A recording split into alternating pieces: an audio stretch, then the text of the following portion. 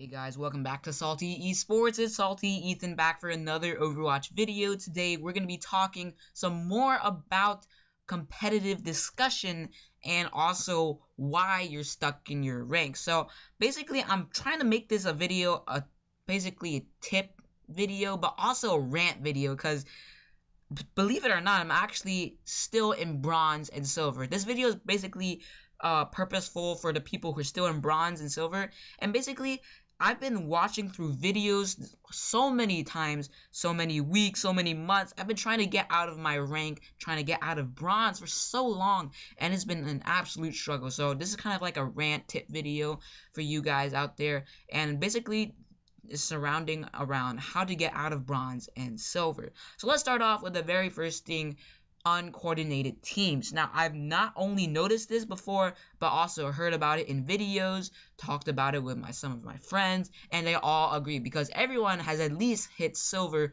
or bronze before. You cannot just magically hit gold unless you're actually like a god at Overwatch. But no one's a prodigy in this game. No one is perfect. So that's why people are making mistakes. They're landing in bronze and silver, and they're probably getting mad because so many people are just so uneducated about the game. And that's where game sense comes into place, knowing when to pick a character for a map, knowing what kind of team composition you need, how many healers, blah blah blah, all that kind of stuff.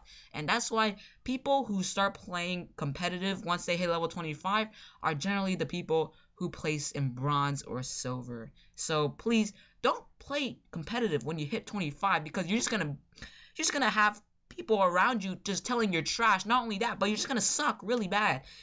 Take it from my perspective, because I did that. I made that mistake, and I suffered from that for the long term, and also I took it the hard way as well. So once again, uncoordinated teams is because not many people in bronze have mics, and they're also just not so dedicated to the game. If you're someone who's dedicated to the game, it means you got headphones, you got keyboard, you got mouse, you got monitor, you got graphics card, you got mic, you got all the equipment you need to get good at this game. But some people just don't have that, and some people just don't even care to do that. They just want to play competitive to either throw or just troll you. So that's why getting out of bronze and silver is actually extremely hard. And I'm not saying that getting out of other ranks is easier, because definitely not. People also rant about that. But bronze and silver is the time where you're absolutely going to rage. You're gonna like throw your keyboard, you're gonna throw your mouse, you're gonna like cuss, and you're probably gonna get in trouble with your parents. So this is why, I'm making this video to tell you guys some of the things I noticed in bronze, some things we could all change for the better so we can actually win games, because I'm really frustrated every single time I play that I always get throwers, leavers, and people who don't know game sense. So that's the first thing. Uncoordinated teams, people who don't chat in the team chat, people who don't have game sense, and people who lack the equipment to play competitive. Now let's move on to the second thing that I've noticed is people are just not good with their aim. So in competitive, you probably get placed in that rank based on your performance and also previous season. So if you're playing competitive your very first time, it varies. You probably will get bronze or silver, but if you get really good, or you're just really good in all your games, you probably would get gold or higher. But basically, Blizzard puts you in a rank where you probably would most fit, and this season I really didn't think I deserved bronze. I thought I deserved gold because I've won 7 placements out of the 10, and I've done a lot of work for the team. I played DPS, I played healer, I played tank. Most of the times I get gold medals, but gold medals actually don't mean anything. It's just your contribution to the team. How much have you contributed that has made the team win?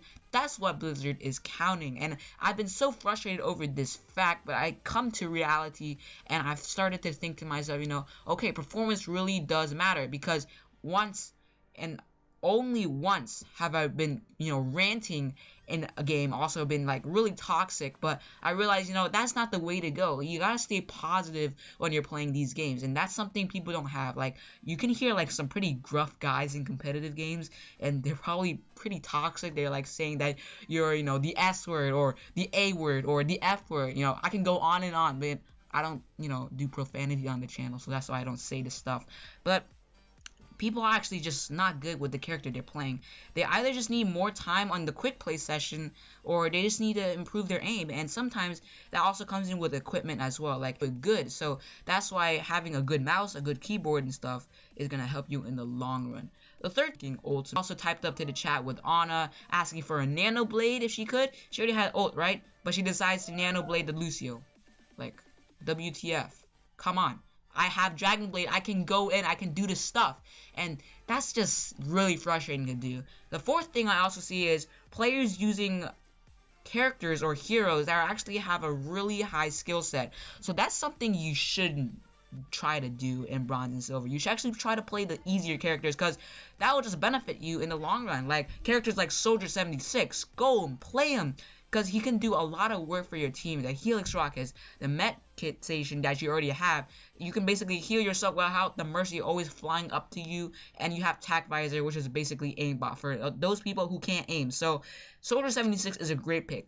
Also, tanks that don't require much skill like D.Va, basically dive in on the squishies. You don't really need that much skill like going in and out. You can use the very OP self-destruct when they're all grouped up together and basically pick off an easy team kill. Use characters that are basically going to be easy to use, because that's what I've been trying to do. And I've seen that most progress in my rank from going to bronze, to silver, to higher is definitely from using easy characters. But this season, I'm trying to get myself out of bronze and perhaps push to gold, because I actually haven't got much time to play. And the reason for that is because all that school stuff. And of course, school stuff is going to take most of my day up and basically, you know, the whole entire week for me. So Overwatch is definitely not a priority for me, because I can't play games all day. I'm not a pro gamer like Shatter 2K or Seagull like that, so I definitely can't play all day long. But people who actually put in more time on Overwatch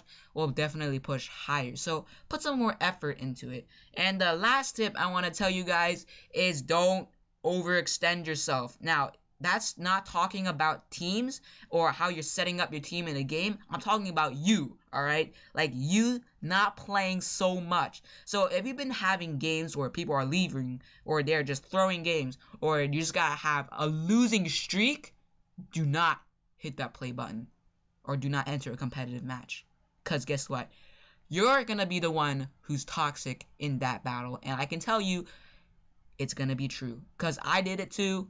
Everyone does it. If you overextend yourself, basically, like, think of it as exercise. If you over-exercise, you're gonna run out of steam, and you're gonna get hurt in the long run. So if you overextend yourself in Overwatch, you basically run out of patience in competitive. Not only that, but you run out of, you know, energy to keep talking to your team, to keep, you know, fingering with WASD and, you know, holding down the trigger button and all that stuff. So you don't want to overextend. Play to a certain limit, alright? If you see that you're losing a bit, just stop there, okay? Overwatch is not your life unless you're a pro gamer, but if you overextend, you're probably going to lose lots, and you're going to probably have a losing streak. So take it from my advice, take it from most people's advice as well, because I see this a lot in videos as well. So I'm just trying to bring it to you guys, the Overwatch subscribers on the channel here. But also for you non-Overwatch subscribers, if you do want to start getting to Overwatch, I'd really recommend it. But competitive is just another level. It's like a whole new level.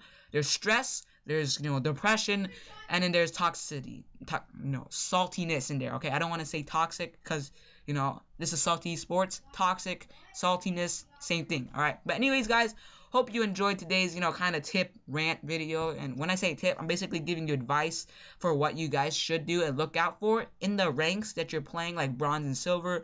But anyways, I hope this will be a good, basically good reference for you. And I hope you also liked the previous videos we made for the Overwatch competitive discussion. But if you want to see more, please go ahead, subscribe, hit the bell icon for more videos, and comment down below what you thought of today's video. Like the video if you enjoyed, and yeah, basically, we'll see you guys later on Salty Esports. Peace out.